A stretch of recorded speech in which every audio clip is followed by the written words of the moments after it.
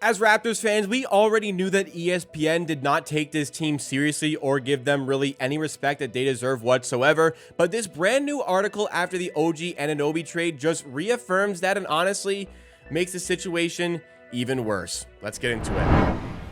What's going on, everybody? This is Amateur Sports 2, the second channel in the Amateur Production Network for additional Toronto Raptors coverage in videos just like this, where we can go through some additional stories, some extra news, and oftentimes we can react to some previous days' videos and get the reaction to the overall sentiment behind trades like the OG Anunoby one, because I made a video on a quick reaction of my thoughts on the trade. Now we have the fallout. Now we have the reactions from online sources, and we can dig into them on this channel. So if you enjoy what you see from this one, make sure to smash that like button. Help us drive us up in that YouTube algorithm, and also subscribe to the channel. We're making a push for 2,000 subs over here, so let's go and do it. Subscribe to the channel for more Raptors content. Okay, so we saw the OG Anunoby trade. If you are living under a rock, perhaps you didn't, but OG Anunoby was traded to the New York Knicks in exchange for Immanuel Quicjkley and RJ Barrett, along with a 2024 second-round pick. By the way, that second-round pick via Detroit is a borderline first-round pick, so that's a really nice pickup in this deal. The Raptors, on top of this trade, also added in Precious Achiuwa and Malachi Flynn. Personally, I thought they had absolutely zero trade value, so it is what it is.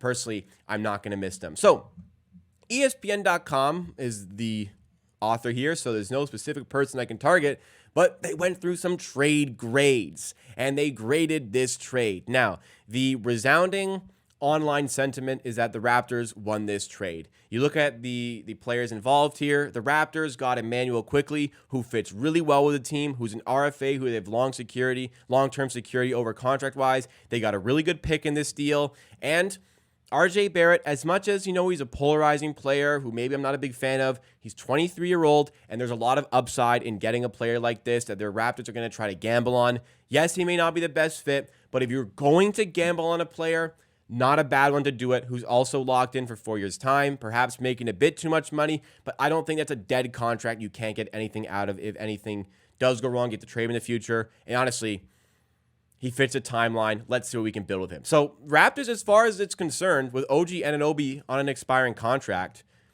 seems to me like they got the win in this trade, which is incredible considering OG is going to be a free agent at the end of the season. And now that he's with the Knicks aren't going to want to look bad and lose this player that they went out of their way to get for half a season. They don't want to lose that player for free at the end of the season. Absolutely not. So OG, I've been saying, like, he might start to touch $35 million in the offseason a year. I think there's going to be a question if he gets up to $40 million or so in the offseason per year. He's going to be getting a big contract. The Raptors didn't want to pay that. They wanted to start a new timeline.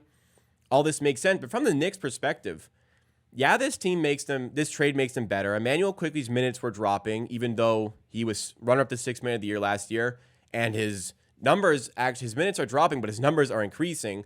RJ's minutes are also dropping.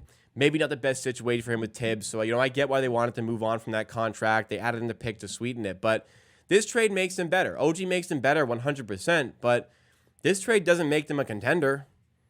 They're still behind the pack in the Boston Celtics, Milwaukee Bucks, and Philadelphia 76ers. They've made themselves a bit of a defensive fortress for the upcoming possible playoff run, but I don't think this trade makes them a contender. And there's questions about OG staying with the team long term. So there's no way the Knicks won this trade. But let's see what ESPN has to say. So, New York Knicks graded as A- for this one. A-. That is not what I would grade them. I'd probably give them a C+, B- for this one. I guess, they're really trying to make a push. And, people are confident after, they're going in, they're making a trade, they're making a good deal here that, okay, they can make a push here, whatever. A- for the Knicks. What did the Raptors get? After the vast majority of NBA fans would feel as though they did win this trade. What do the Raptors get from ESPN? A C. They took an expiring contract in OG, turned it into an excellent fit in Immanuel Quicjkley. They turned it into a potential one for the future in RJ Barrett, and a borderline first-round pick, a very early second-round pick for the draft. In a draft, the Raptors had no picks in up until this trade happened, and they got a C? Like, what else were you expecting the Raptors to get out of this deal for OG Anunoby? And also the article, one thing that also makes me not take the article very seriously is that they suggest that RJ Barrett is like the main asset in the trade, when I think most people should start to see like, no, Immanuel Quicjkley is the main asset in this trade, and you got RJ Barrett on top of that. You got two really interesting pieces. More particularly, you got Immanuel Quicjkley in this deal who fits really well. So even though they say RJ Barrett is likely the big pickup in this one, they still go on to say that IQ has the best chance of making this a positive trade for the Raptors. Like, what about this trade is going to be negative? The Raptors no longer have to worry about losing a player for free in the offseason, which they did last summer when they lost Fred VanVleet for free, and everybody got so mad at them for not trading Fred VanVleet, saying you can't lose Fred VanVleet for nothing, and you can't. Yet they go out here, make sure they don't lose OG Anunoby for nothing, and on top of that, they get a damn good return, like a solid-ass return in the process. How is this a bad trade for the Raptors? How is this not going to spin as positive?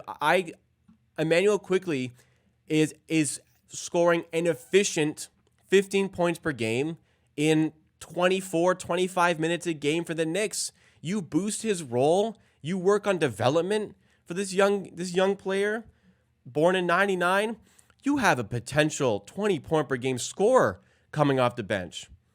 He averages 22.5 points per game per 36 minutes. If the Raptors start to give him minutes, he's going to be a 20-point per game scorer this season. This is a wonderful return, all things considered, for the Raptors. So I don't know, like everything they're suggesting here in this article is also going through like how much Immanuel Quicjkley affects this deal and how good Immanuel Quicjkley can be going forward. Like, a lot of the questions in this article are about RJ Barrett and his fit over time, what he's going to do over time. But like, you need to consider that Immanuel Quicjkley might be the piece that they wanted. They were out here searching for Immanuel Quicjkley in this trade, and they also got RJ Barrett. So I'm really not so sure how the Raptors getting two pieces on the timeline, part of the future, part of the core, the young core for years to come, not giving up a first-round pick in the process, bringing in a pick in the process as well, losing deadweight players along with OG, like Achua has no value, Flynn has no value. They were expiring contracts anyway. Achua's an RF. They're both RFAs, but you know, Raptors don't have to worry about those guys. They don't have to worry about losing OG for nothing. I'm not sure what the Raptors could have done differently here. I look back to the 2023 trade deadline where the Memphis Grizzlies offered the Raptors 3 first-round picks. The Raptors turned it down. They said they could get better. They got better. I look at this trade and think, yeah, I think this is worth more than those 3 picks from Memphis. Memphis are obviously doing poorly right now, but if OG was there, that'd probably be that's a playoff team. You're getting 3 not-so-great first-round picks. Now you have 2 prospects you can really believe in, one in particular, Immanuel Quicjkley, and a pick that you can find a good player with. I've been down in the front office recently, and rightfully so, but this is a reminder of Masai Ujiri, Bobby Webster, their ability to make a trade like this, to really improve the mood, improve the vibe, and I cannot wait to see Immanuel Quicjkley and RJ Barrett, mostly Immanuel Quicjkley, and the 2-man game between him and Scottie. I cannot wait to see these guys in Raptors uniform. So what do you guys think? Do you agree or disagree with the ESPN article? Do you agree or disagree with myself? Give me your thoughts and opinions in the comments down below. That's all for me on this channel for today. Over here are my other channels that you can check out as well. My main channel and my reactions channel. You can also check out right here another video that you might enjoy from the main channel reacting to the OG Anunoby trade. And you can subscribe to this channel with this button right here. Get locked with the Amateur Army. I'll see you again very soon for another video here on Amateur Sports number 2.